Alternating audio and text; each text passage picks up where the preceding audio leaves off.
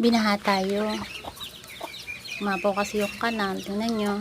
Konti na lang yung mga alaga kong pato kasi maraming bumili. Kinakabahan ako sa mga itlog ko. Ito yung pinakamahirap yung may naglilimlim doon. Tapos babahain yung itlogan mo. Maganda talaga kung mataas yung itlogan ko na ginawa. Yan, lalabas na yung manok.